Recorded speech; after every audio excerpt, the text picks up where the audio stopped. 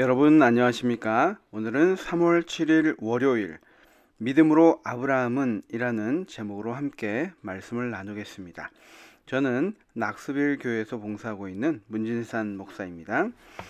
우리 다 함께 기도로 새벽 기도에 시작하도록 하겠습니다. 아버지 하나님, 저희들에게 믿음의 조상들의 모본을 보여주시고 또 우리도 그렇게 살아갈 수 있는 희망과 또 모본을 보여주시니 주님 감사합니다. 이 시간 특히 아브라함에 대하여 우리가 깊이 있게 생각해 보고자 합니다. 하나님께서 이 아브라함의 믿음을 통해서 이루신 놀라우신 사건들을 우리가 목도할 수 있는 귀한 시간 되도록 인도해 주옵기를 예수님의 이름으로 간절히 기도합니다. 아멘. 여러분 반갑습니다. 아침 새벽 시간을 이렇게 깨워서 함께 참석하신 여러분들을 진심으로 환영합니다. 우리가 어제 잠깐 나눈 것처럼 이 히브리서 11장, 12장의 말씀은 어떻게 보면 가장 그리스도인들이 익숙하게 알고 또 읽고 싶어 하는, 또 읽으면서 위안을 받고 싶어 하는 그러한 말씀이 아닌가 생각해 봅니다. 히브리서는 특별히 믿음을 바라는 것들의 실상이요 보이지 않는 것들의 증거라고 정의를 내리고 있습니다. 각자마다 이 믿음에 대한 정의가 있겠지만 이 믿음은 이스라엘 백성들을 통하여 하나님께서 보여주신 여러 사건들 속에서 나타나고 있습니다. 이스라엘 역사 속에서 믿음이 무엇인지를 삶을 통해 보여준 신실한 사람들의 목록이 히브리서 11장 1절부터 19절까지 나와 있습니다. 여러분, 이곳에 등장하는 믿음의 영웅들은 어떤 일을 통해 그들의 믿음을 나타내 보여주고 있습니까? 그들의 행동은 아직 보이지 않는 소망과 어떻게 연관되어 있습니까? 질문이 나와 있죠. 특히 오늘은 아브라함에 대해서 살펴볼 텐데요. 11장의 가장 중요한 인물 중에 하나입니다. 11장에 기록된 아브라함의 믿음의 행동은 참된 믿음의 본질을 잘 보여줍니다. 히브리서는 아브라함에게 이삭을 제물로 바치라고 하신 하나님의 명령이 하나님께서 아브라함에게 주신 약속과 상충되는 것처럼 보인다고 이야기하고 있습니다. 이삭은 아브라함의 유일한 아들이 아니었습니다. 이스마엘이 아브라함의 장자였지만 하나님께서 그의 아내 사라가 요청하는 대로 이스마엘과 그의 어머니도 쫓아내도 된다고 말씀하셨습니다. 왜냐하면 하나님께서 그들을 돌보실 것이기 때문이었습니다. 또한 아브라함의 후손은 이삭을 통해 이루어질 것이기 때문이었습니다. 그런데 바로 그 다음 장에서 하나님께서 아브라함에게 이삭을 번제로 드리라고 명령하십니다. 창세기 22장에서 주신 하나님의 명령은 창세기 12장부터 21장에서 하나님께서 허락하신 약속과 완전히 반대되는 것처럼 보입니다. 많은 이방 사람들이 이것이 인신제사이다 라고 하면서 이해하지 못한다 이야기합니다. 어떻게 자기의 자식을 또 아들을 그렇게 제물로 불태워 드리라고 하는가 라고 이야기하지만 이것은 자세히 살펴보면 하나님의 마음을 아브라함이 깨달을 수 있는 중요한 예시가 되었다는 것을 우리가 알 수 있습니다. 하나님께서는 아브라함을 통하여 믿음의 조상이 되고 또 후손들을 주시겠다고 약속하셨고 또 그 약속의 성취를 오랫동안 기다려서 그 결과를 얻은 것이 바로 이삭이었습니다. 그런데 그 이삭을 다시 드리라고 하는 것은 참으로 우리가 쉽게 이해하기 힘든 이야기입니다. 하지만 더 놀라운 것은 이 아브라함이 그 말씀에 순종하여 그렇게 행했다는 것입니다. 히브리서는 아브라함이 만일 자신이 이삭을 하나님께 바치면 하나님께서 이삭을 부활시켜 주실 것이라는 그 믿음, 그 놀라운 방법으로 하나님께서 이 문제를 해결해 주실 것이라는 믿음을 가졌다고 이야기하고 있습니다. 그런데 이 믿음이 놀라운 것은 그때까지 그 누구도 부활을 경험하지 못했기 때문입니다. 하지만 아브라함은 이미 경험했던 그의 삶 속에 녹아있는 하나님의 신실하심을 믿고 그런 결론에 도달했던 것이었습니다.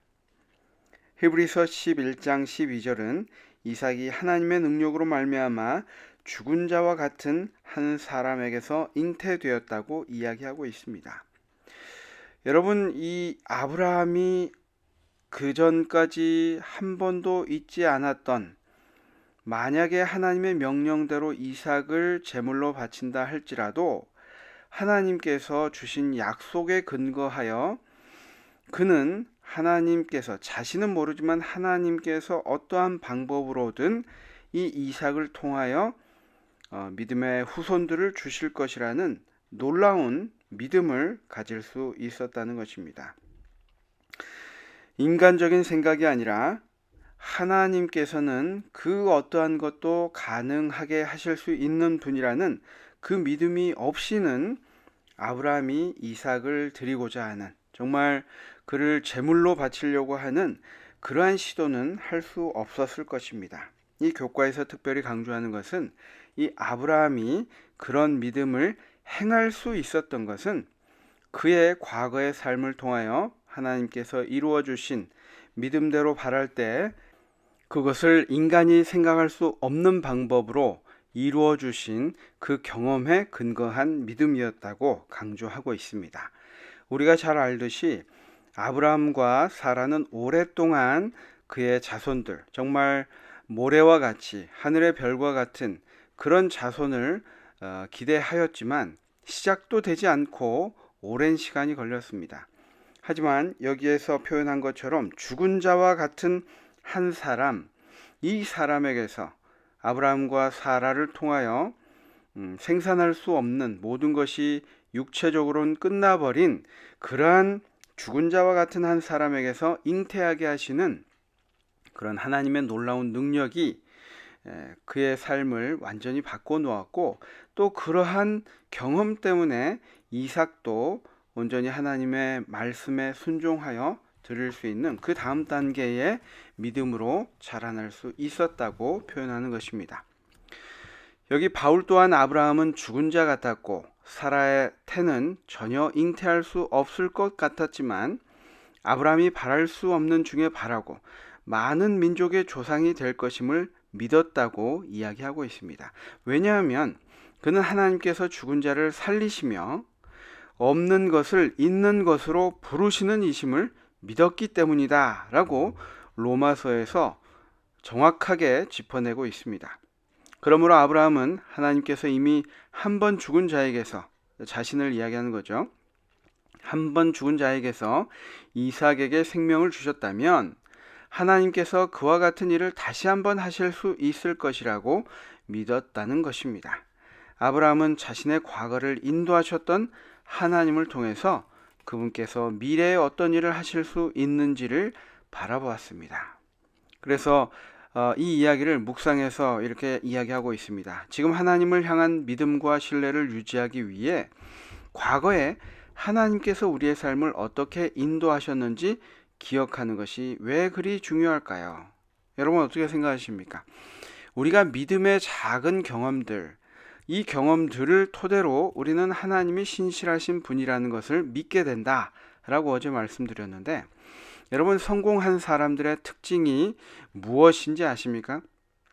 그들은 그들의 삶 속에서 작은 성공들을 경험하고 그러면서 큰 성공을 경험하게 된다는 것입니다. 믿음도 마찬가지인 것 같습니다.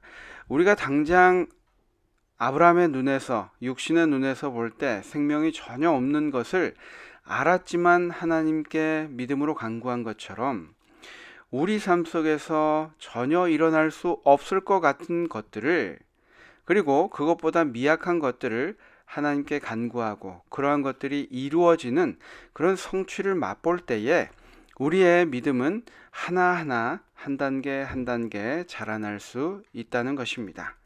그래서 우리는 도전해야 됩니다. 될 것 같지 않은 일을 하나님께 간구하고 도전하고 그것이 되든지 안 되든지 하나님께서 어떻게 인도하시는지 우리가 그것을 살펴보아야 합니다. 그렇게 할 때에 우리의 믿음이 성장할 수 있습니다. 우리의 믿음이 때로는 죽은 믿음 같고 활동성이 없는 믿음 같이 보이는 이유는 우리가 어느 순간 너무나 나약해져서 아무것도 시도하지 않기 때문입니다. 여러분, 교회는 어떻습니까? 우리가 부흥을 생각하고 간구하지만 어떤 시도 없이는 그것이 결코 이루어지지 않습니다. 실천이 없이는 결코 하나님께서 원하시는 부흥이 우리 교회에 일어날 수 없습니다. 그것은 당연한 것입니다. 우리에게 믿음이 없기 때문입니다. 믿음의 경험이 없기 때문입니다. 믿음의 경험과 실천이 없을 때에 우리는 사탄의 시험에 쉽게 넘어지고 마는 것입니다. 저는 오늘 저와 여러분께 부탁을 드리고 싶습니다. 나에게 주어진 하나님께서 어떤 오늘 하루 찬스를 주신다면 내가 아는 이웃들에게 아니면 멀리서 살지만 내가 전하고 싶은 그 사람에게 하나님의 말씀을 전할 수 있는, 직접 전화를 들어서 아니면 직접 어떤 음식을 준비해서든지 내가 한번 시도해 보는 것, 여러분에게 권해드리고 싶습니다.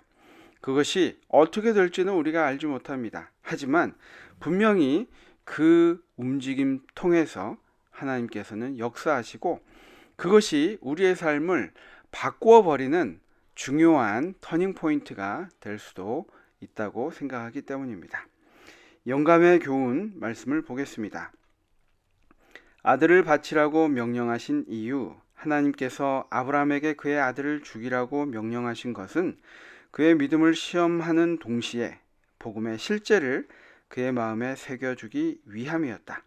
그 무서운 시련의 어두운 날 동안 그가 참은 고통은 그가 자신의 경험을 통한 무한하신 하나님께서 사람을 구속하기 위하여 치르신 희생의 위대함을 깨닫게 하려고 허락되었다. 하나님도 하나밖에 없는 독생자를 죄인을 위하여 이 땅에 보내시고 희생되게 하셨습니다. 그 경험을 아브라함도 할 수 있는 놀라운 축복을 허락하셨다는 것입니다. 그 시험이 결코 쉽지 않았습니다. 너무나 힘든 경험이었습니다. 하지만 그것만큼 하나님의 사랑이 더 놀랍다는 것을 여기에서 이야기하고 있습니다.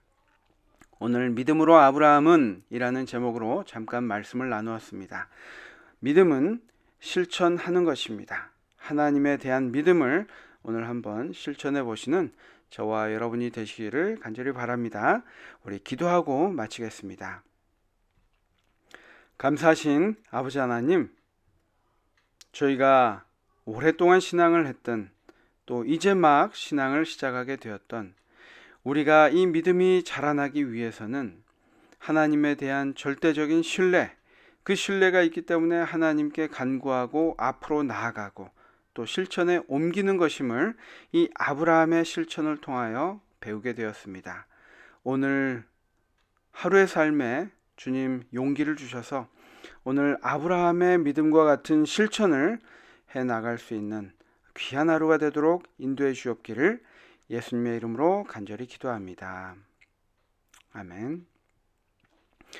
여러분 감사합니다. 오늘도 즐겁고 또 의미 있는 하루 되시기를 바라면서 오늘 기도회를 마치겠습니다. 감사합니다.